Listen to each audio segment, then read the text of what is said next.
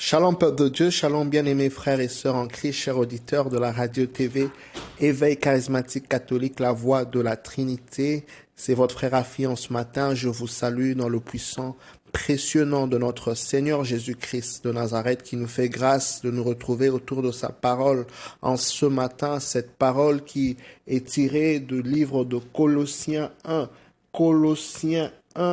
verset 27, Colossiens 1 à partir du verset 27. Je te demanderai déjà, bien-aimé, de partager cette parole autour de toi, afin que, n'est-ce pas, nous puissions trouver un peuple disposé à écouter le Seigneur, ce peuple à qui Dieu, n'est-ce pas, veut parler, que nous soyons ceux qui, justement, sommes en train de constituer, n'est-ce pas, ce peuple que le Seigneur veut atteindre, que le Seigneur veut toucher à travers sa parole. Donc, partage la parole autour de toi, partage dans tes contacts pour que la gloire de Dieu, n'est-ce pas, soit manifeste.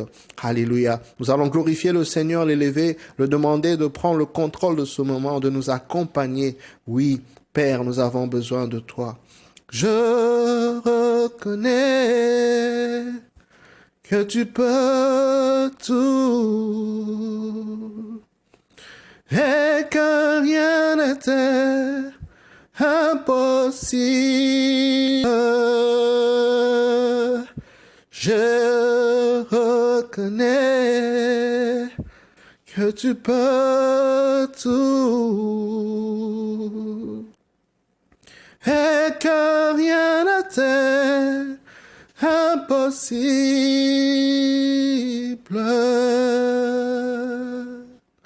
Seigneur, fais-moi voir ta gloire.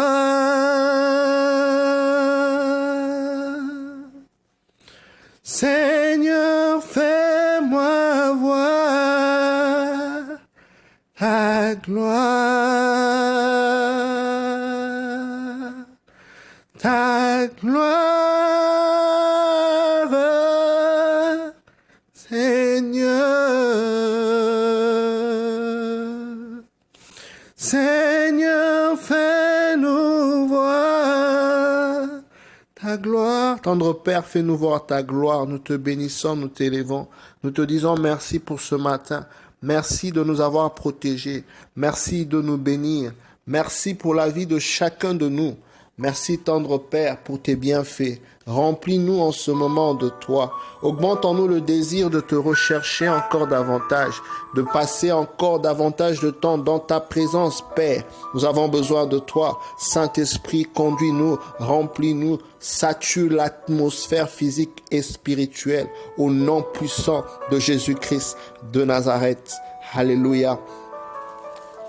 La Bible déclare, bien-aimés dans le Seigneur, dans le livre de Colossiens 1, à partir du verset 27, il a voulu leur faire connaître les richesses et la gloire que ce projet réservé aux nations païennes, le Christ en vous, et il vous fait espérer la gloire. La Bible déclare, n'est-ce pas, que Dieu a voulu, n'est-ce pas, révéler un projet qui est réservé, n'est-ce pas, aux nations païennes, c'est-à-dire, il voulait révéler justement, donner la connaissance qui est différente. C'est que avec son peuple, il y a une différence. C'est que avec ceux qui s'appuient en Jésus-Christ de Nazareth, il y a une différence. Il y a une gloire, il y a un lendemain, n'est-ce pas, meilleur. Il y a une solution. Il y a quelque chose de différent qui doit naître d'une situation qui paraît stérile, qui paraît sèche, qui paraît bloquée, comme si les portes sont fermées.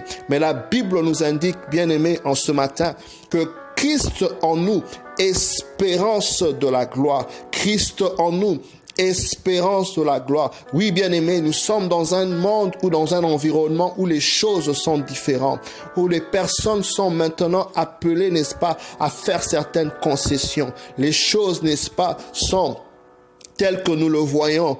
Les gouvernements sont débordés, les autorités sont eux-mêmes, n'est-ce pas, confus, ne savant pas trop comment faire face à ce fléau, à ce problème, bien-aimé, qui se passe avec la pandémie, n'est-ce pas, qui est venue imposer un rythme différent. Au-delà de là, bien-aimé, par rapport à tout ce qui se passe, oui, le monde a tant besoin d'entendre le message de Jésus-Christ de Nazareth. Bien-aimé, le monde a tant besoin de savoir qui est mort sur la croix et qui a porté le problème de ce monde, qui a porté tes problèmes, bien-aimé, qui a porté tes épreuves. Maintenant, bien-aimé, même si les médecins ont dit quelque chose sur ta situation, même si tu as été diagnostiqué, n'est-ce pas, avec quelque chose, notamment le coronavirus qui fait, n'est-ce pas, rage en ce moment, bien-aimé, j'aimerais te dire que Christ en toi, espérance de la gloire. Tu as quelque chose en toi qui est différent. La Bible nous dit, bien-aimé, à l'époque, n'est-ce pas, où Israël était encore en captivité, était encore, n'est-ce pas, en train de subir l'oppression des Égyptiens. La Bible déclare que Dieu a donné l'instruction au peuple à travers Moïse de tuer un agneau et de prendre le sang, n'est-ce pas, de cet agneau et de mettre au linteau de leur maison, de sorte que le destructeur qui viendrait, qui passerait, une fois qu'il ait vu, bien aimé, le sang, n'est-ce pas, sous la porte, les linteaux des enfants d'Israël, le destructeur ne pouvait pas emmener la mort. Bien aimé, si le sang d'un animal a pu faire ça, à combien plus forte raison le sang de Jésus-Christ de Nazareth qui est mort sous la croix pour tout, bien-aimé. La Bible déclare, oui, ils l'ont vaincu par le sang de l'agneau et par la parole de leur témoignage. Tu as un instrument puissant, le sang de Jésus qui a coulé pour toi. C'est pourquoi j'aimerais que tu puisses te lever dans la prière, que tu puisses te lever dans la foi et que tu puisses refuser ce qui ne vient pas de Dieu en ce matin. Bien-aimé dans le Seigneur, c'est que le médecin t'a dit, c'est que l'homme t'a dit, bien-aimé, qui ne reflète pas la pensée de Dieu pour toi, qui ne reflète pas la volonté de Dieu pour toi. J'aimerais en ce matin t'encourager. J'aimerais en ce matin te conscientiser de ce que la Bible déclare. C'est que vous refuserez sur la terre, sera refusé dans les cieux. C'est que vous accueillerez sur la terre, sera accueilli dans le ciel. Bien-aimé, c'est pourquoi je t'invite à refuser ce qui n'est pas du plan de Dieu dans ta vie. Parce que la Bible dit que Dieu a de plans de paix et de bonheur pour toi. Donc si on t'a donné un diagnostic, n'est-ce pas, ou on t'a donné une situation qui ne reflète pas la gloire de Dieu, tu as la responsabilité de le refuser. Tu as la responsabilité de te lever dans la prière. Tu as la responsabilité d'être conscient que Dieu a mis en toi Christ, Jésus-Christ qui est mort sous la croix pour tout, pour toi. Il te donne l'espérance de la gloire. Il te donne de voir un lendemain meilleur, de voir que cette situation peut changer, de voir que le lendemain, n'est-ce pas, c'est que tu vis maintenant sera différent de ce que tu vivras le lendemain. N'est-il pas écrit dans la Bible, bien-aimé, les souffrances du temps présent ne sont pas comparables à la gloire à venir. Alléluia. Les souffrances de temps présent ne sont pas comparables à la gloire à venir. C'est pour te dire, bien-aimé, même si maintenant tu souffres, même si maintenant tu as des symptômes, même si maintenant tu traverses des situations difficiles, même si maintenant tout paraît, n'est-ce pas, aller à l'encontre de ta volonté, bien-aimé, j'aimerais t'inviter, j'aimerais t'exhorter, bien-aimé, à t'accrocher à Christ, à emmener ce problème au pied de la croix. La Bible nous indique, bien-aimé, que Jésus-Christ de Nazareth, quand il montait sur la montagne, le peuple venait vers lui, ce peuple qui venait de la plaine, il venait au pied de Jésus, emmener toute leur situation,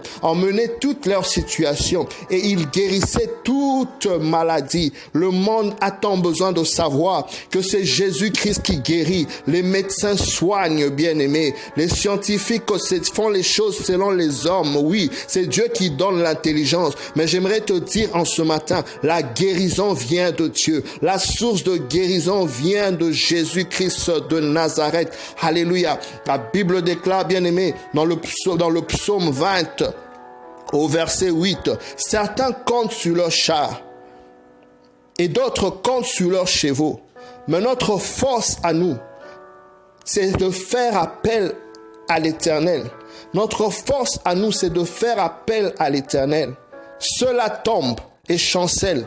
Mais nous sommes debout et nous résistons. Pourquoi? Parce que nous avons le solide, le rocher des âges en nous. Alléluia. La Bible appelle l'ancien des jours. Bien-aimé, le Christ en nous, espérance de la gloire. Nous devons voir, n'est-ce pas, un lendemain meilleur, quel que soit ce dans quoi nous sommes, bien-aimés. Même si maintenant tu es souffrant, même si maintenant tu pleures, la Bible dit qu'il y a un temps pour tout. Il y a un temps pour toutes choses. Tu dois avoir un lendemain meilleur. La parole de Dieu déclare que les ténèbres couvrent toute la terre, mais sur son peuple, alléluia, s'élève la gloire du Seigneur. Sur le peuple de Dieu s'élève, bien-aimé, la lumière de notre Seigneur Jésus-Christ de Nazareth. Que cette parole te réconforte, que cette parole te donne de te lever dans la prière, dans la foi, aller à la montagne sainte pour prier au pied de Jésus. Emmène toute situation que l'homme, n'est-ce pas, a dit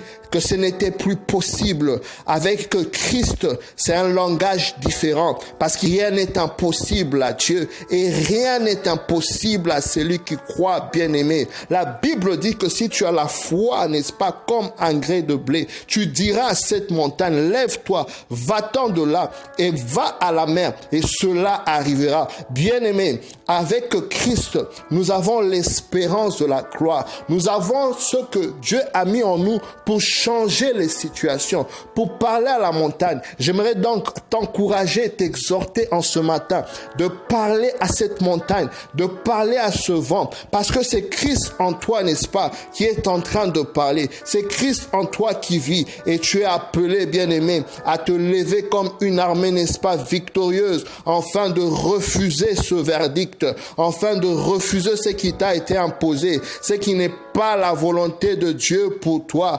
Parce que, comme je le disais tout à l'heure, la Bible déclare que ce que tu refuses sous terre sera refusé dans le ciel. Que cette parole t'aide à combattre le bon combat de la foi par rapport à une maladie. Peut-être que tu as, par rapport à une situation difficile, par rapport à un problème peut-être d'immigration. Bien-aimé, même si les gens ont dit non, quel que soit le nombre de fois, n'est-ce pas, que tu as reçu le non, par exemple, le Seigneur est en train de dire qu'il est ton rédempteur. C'est lui qui a le dernier mot. Christ en nous, espérance de la gloire. Tu dois t'accrocher à Jésus, tu dois persévérer, tu dois t'appuyer, non pas sur les hommes, non pas sur les voies humaines. Tu as essayé les voies des hommes, peut-être ça n'a pas marché. Maintenant, reviens à Dieu, répands-toi devant Dieu et donne à Dieu le contrôle de ce dossier d'immigration. Donne à Dieu le contrôle de cette situation de foyer. Donne à Dieu le contrôle de cette situation par rapport à ton fils, par rapport à ta fille, pour laquelle tu es en train de prier tant, pour que la personne change, pour que la personne prenne conscience. Bien-aimé, maintenant reviens à Dieu, appuie-toi sur le solide rocher, appuie-toi sur le Seigneur, car la Bible déclare, bien-aimé, que la parole de Dieu est vraie, la parole du Seigneur est vraie. La Bible nous indique, bien-aimés, quand Israël est sorti de l'Égypte, pendant qu'ils allaient vers la terre promise, il y a un peuple, les Amalécites, Amalek, qui s'est intercalé, qui s'est placé sur le chemin, n'est-ce pas, d'Israël, afin de l'empêcher d'aller vers la terre promise. La Bible déclare que Moïse a demandé à Josué, n'est-ce pas, de combattre pendant qu'il était monté sur la montagne pour prier. Et la Bible nous indique, à toutes les fois que les mains de Moïse étaient levées, n'est-ce pas, oui, le peuple d'Israël était en victoire sur Amalek dans la plaine. C'est pour te dire que lorsque tu pries, parce que prier c'est être dans la montagne du Seigneur, là où il y a la vie, là où il y a la solution, bien-aimé, oui, quand tu élèves les mains dans la prière, quand tu recherches Dieu, quand tu viens avec ce problème au pied de Jésus sur la montagne, il y a une solution. Cela va se faire voir sur le terrain, sur la plaine. Il y aura la victoire. Ton lendemain sera meilleur. Même si tu souffres encore, même si tu as encore des symptômes, cela va passer. Cela changera, bien-aimé. Sois dans la joie de l'espérance. Sois dans la joie de voir un lendemain. La Bible dit, à chaque jour suffit sa peine. Je parlais donc de Moïse. À un moment donné, il s'est fatigué. Ses mains ont commencé à faiblir. Et la Bible nous indique qu'on l'a assis sur un rocher pour qu'il puisse être, n'est-ce pas, condamné à avoir ses mains levées. Ce rocher, aujourd'hui, c'est Jésus-Christ de Nazareth. Bien-aimé, le monde a tant besoin d'entendre l'évangile, la parole de Dieu, la parole de Christ, et de s'appuyer et de s'asseoir sur ce que Christ a fait, parce qu'il est le solide, il est notre refuge, bien-aimé. L'homme peut avoir dit non, mais il t'accorde la solution. C'est que les médicaments ne peuvent pas faire, c'est que les médecins ne peuvent pas faire. Là où l'homme est bloqué, sache que tu as une solution. La Bible déclare, je lève mes yeux vers l'Éternel. Alléluia. Je lève mes yeux vers l'Éternel. D'où me viendra le secours? Je lève mes yeux vers l'Éternel. D'où me viendra le secours? Notre secours vient de Dieu qui a fait le ciel et la terre pour la guérison divine, pour les situations bloquées, pour des situations de division dans les foyers. Notre secours vient du Seigneur. Accroche-toi à Jésus. Cherche Jésus, bien-aimé. Ce n'est pas le moment de la distraction. Maintenant, c'est le moment de chercher Dieu. Il est écrit, recherchez Dieu quand il peut encore se faire trouver. Alléluia. Dieu se révèle à ceux qui le cherchent. Le Seigneur, on le cherche, bien-aimé. C'est pourquoi je te demande en ce matin de te lever et de chercher encore le Seigneur. De te lever et d'emmener tous tes problèmes au pied de Jésus-Christ de Nazareth. De prendre conscience qu'il est mort pour toi sur la croix, pour que tu puisses vivre une situation meilleure, que tu sors de ce que tu es en train de vivre maintenant, bien-aimé. Pas demain, mais maintenant. Parce qu'il est écrit, tout est accompli sur la croix. Alléluia. Christ en toi, espérance de la gloire. Lève-toi, bien-aimé. Marche avec cette parole victorieuse et tu verras la gloire de Dieu t'accompagner. Sois béni et à très bientôt.